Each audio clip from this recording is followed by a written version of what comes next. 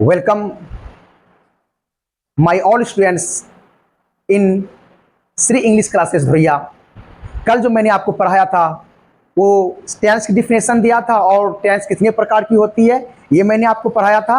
और आज जो हम लोग पढ़ेंगे, जैसे कि कल मैंने जो पढ़ाया था ना, प्रेजेंट टेंस पुनः 4 प्रकार की होती है, तो उसी को आज एक एक करके हम लोग पढ़ना है। जैसे कि पहला टेंस तो है सिंपल प्रेजेंट टेंस या तो प्रेजेंट इंडेफिनिट टेंस। उसका 2 नाम है, तो उसी में से 2 नाम है, लेकिन दोनों का मतलब एक ही चीज होता है। तो आज एक एक करके हम लोग पढ़ेंगे। प्रेजेंट टेंस का पहला सिंपल प्रेजेंट टेंस पढ़ेंगे, तो यहाँ पर लिखा हुआ है, चलिए एक नजर यहाँ पर डालिए। आप लोग आराम से पढ़ना है, कोई हड़बड़ी नहीं है, बेसिक से पढ़ा रहा हूं, एक एक नियम के साथ मैं पढ़ाऊंगा, एक एक चीज तोड़ के पढ़ाऊंगा। इतना पढ़ाने के बावजूद भी आपको किसी प्रकार की दिक्कत होती है, प्रॉब्लम होती है, तो आप कमेंट करके पूछ सकते हैं, कोई दिक्कत नहीं है। चलो स्टार्ट करते हैं। तो सिंपल प्रेजेंट टेंस यहाँ पर लिखा हुआ है। तो सबसे पहले इसका बात है यहाँ पर पहचान। देखिए, हिंदी में जब तक इसका पहचान नहीं जानिएगा तब तक नहीं होगा, क्योंकि इंग्लिश का तो उतना अनुभव है नहीं बच्चों को, तो आपको किसी भी चीज को ट्रांसलेशन के माध्यम से समझना पड़ेगा। जब तक कि ट्रांसलेट आप नहीं किए तब तक कि नहीं हो पाएगा। तो पहले हम लोग क्या करते हैं, पहले किसी चीज को हिंदी में सोचते हैं, तब पुनः इसका इंग्लिश करते हैं। तो उसी प्रकार से यहां मैंने लिखा हूं, देख लीजिए आप लोग।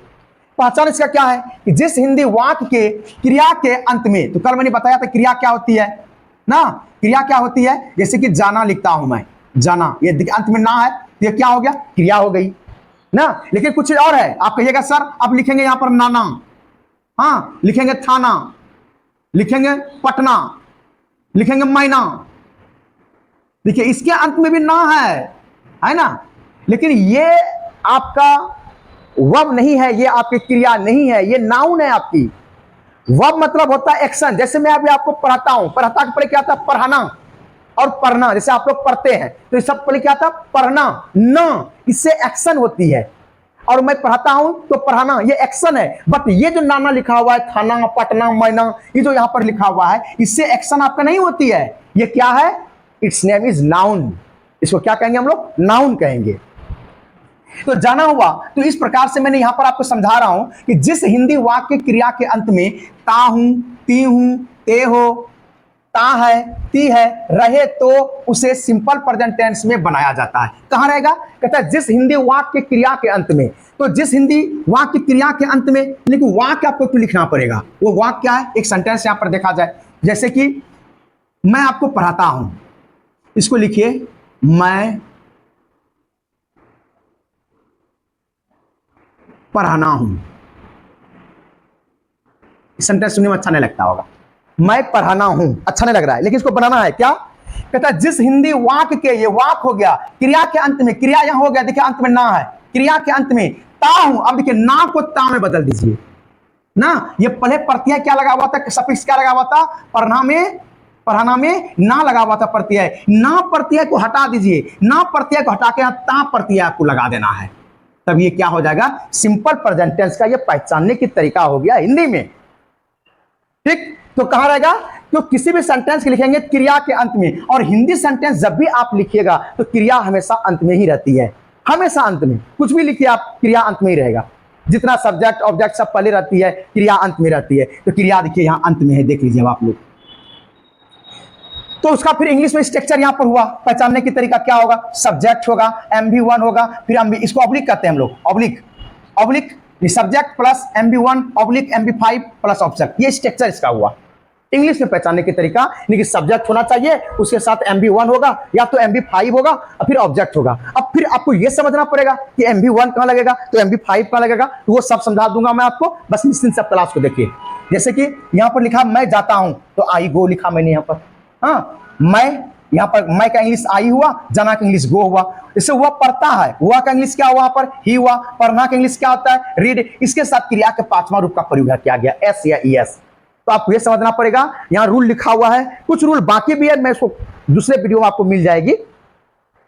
तो यहां पर रूल लिखा हुआ है कि ही, सी, इट, एनी नेम के साथ क्रिया के 5वां रूप का प्रयोग किया जाता है, तो एस या ईएस का प्रयोग करना पड़ता है। तो अगला वीडियो में आपको यह भी बता दूंगा कि एस या ईएस का प्रयोग कहां पर करना चाहिए, किस सब्जेक्ट के साथ करना चाहिए, किस पर्सन के साथ करना चाहिए। तो यहां पर देखिए दूसरा एग्जांपल यहां पर दिया हुआ है, शिक्षक हम लोगों को पढ़ाते हैं। तो शिक्षक कोई खास है, दा लगा दिया, यहाँ टीचर हो गया। अब देखिए शिक्षक यहाँ एक है, हाँ यहाँ क्या होगा, टीच का 5वां रूप क्या होगा, टीचर हो जाएगा, अर्थात यहाँ ईएस लगा दें। किसको पढ़ाते हैं, तो हम लोगों को पढ़ाते हैं। हम लोगों का इंग्लिश यहाँ पर क्या हो गया, तो अस हो गया। अस मतलब हम लोग, चूंकि क्रिया की एक्शन हम लोगों के ऊपर हो रहा है, इसलिए मैंने यहां पर क्या लगा दिया, अस लगा दिया। ठीक, तो आप एक बात और समझ लीजिए इसमें क्या, कि आप मान लीजिए बहुत लंबा सेंटेंस लिखा हुआ है, तो आप उसको कैसे पहचानिएगा, ये सब्जेक्ट कौन है, वर्ब कौन है, ऑब्जेक्ट कौन है। तो उसको पहचानने के लिए आपको यह चीज करना पड़ेगा, जैसे कि एक सेंटेंस आप लिखिए कि राम आम खाता है, राम आम खाता है। समझिए यहां पर राम आम खाता है, तो कौन खाता है, आम कौन खाता है, तो आपकी जवाब आ रही है राम, तो यहां राम का राम लिख दीजिए आप। ठीक है, ये सब्जेक्ट हो गया। देखिए जो ये कहेगा वही करेंगे, ये सब्जेक्ट हो गया। ये थर्ड पर्सन है, थर्ड पर्सन के साथ क्रिया के पांचवां रूप का प्रयोग होता है, MB1 नहीं, क्रिया के पांचवां रूप। तो खाना की इंग्लिश क्या होता है, ईट, यहां पर ईट लगा दीजिए, इसके साथ एस लगा देंगे, ईट्स हो गया। अच्छा, राम खाता क्या है, क्या खाता है राम, तो यहां कहेंगे आम खाता है, तो एक बार में क्या आम खाएगा, एक खाएगा, तो यहां लिख देंगे आ मैंगो। समझ गए, यानी कि जब किसी सेंटेंस से कौन लगाकर आप प्रश्न करते हैं, जो आपको जवाब मिलती है वो सब्जेक्ट कहलाती है। जब किसी सेंटेंस से क्या या किसको लगाकर प्रश्न करते हैं, जो आपको जवाब मिलती है वो ऑब्जेक्ट कहलाती है, जो कि मैंने आपको यहां पर बता दिया। अब आगे चलते हैं, यहां कुछ रूल दिया हुआ है कि I, we, you, they and both names, both मतलब होता है दो, मतलब दो नाम, यहां दो नाम के साथ, बोथ नेम्स के साथ क्रिया के पहला रूप यानी MB1 का प्रयोग किया जाता है। फिर से एक बार देख लिया जाए I, we, you, they and both मतलब दो, नेम्स इसमें एस लगा दिया क्योंकि प्लूरल हो गया, के साथ क्रिया के पहला रूप यानी MB1 का प्रयोग किया जाता है। आप समझ गए, आई, वी, यू, दे रहेगा, दो नाम रहेगा, क्रिया का पहला रूप प्रयोग करेंगे हम लोग। फिर यहाँ पर एग्जाम्पल दिया, इजी के माध्यम से, इजी का फुल फॉर्म होता है एग्जाम्पल ऑफ ग्रेसिया, ये लैटिन वर्ड है तो ये एग्जाम्पल में दिया आपको, गो लिखा, राइट लिखा, रीड लिखा, टीच लिखा, वॉक लिखा, ETC।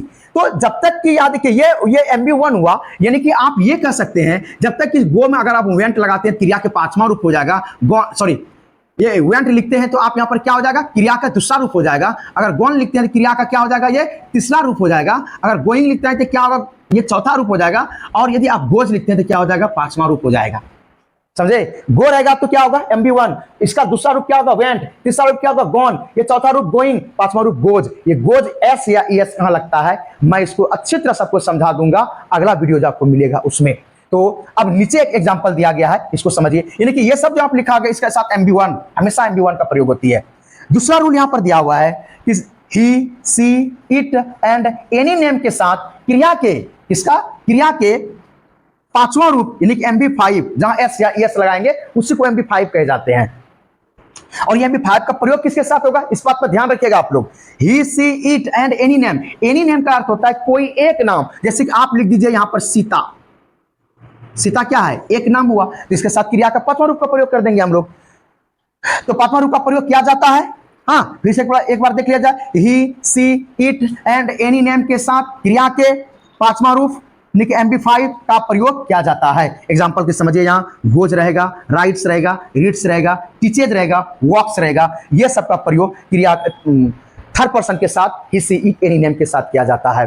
तो इस प्रकार से आप लोगों को पढ़ना है, वीडियो को आराम से देखना है, और वीडियो को देखने के बाद एक कॉपी कलम लेकर बैठिएगा, उसको अपने कॉपी में नोट करना है। और जहां आप समझ में आप लोगों को नहीं आते हैं, उसको क्या कीजिएगा, आप लोग कमेंट के माध्यम से आप बोलिएगा कि सर मुझे ये समझ में नहीं आया।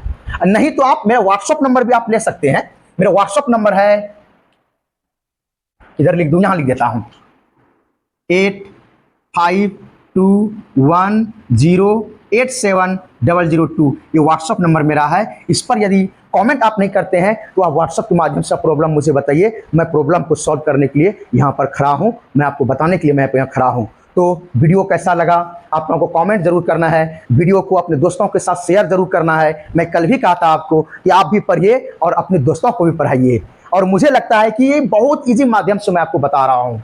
तो इसको रेगुलर आपको वीडियो को देखना है और कॉपी में जरूर नोट कीजिएगा। जब तक कॉपी में नोट नहीं कीजिएगा तो नहीं होगा। जहां प्रॉब्लम होगा कमेंट के माध्यम से आप पूछ सकते हैं, या तो फिर व्हाट्सएप नंबर यहाँ पर मेरा दिया हुआ है, इसके माध्यम से भी आप पूछ सकते हैं। तो वीडियो कैसा लगा जरूर कमेंट कीजिएगा।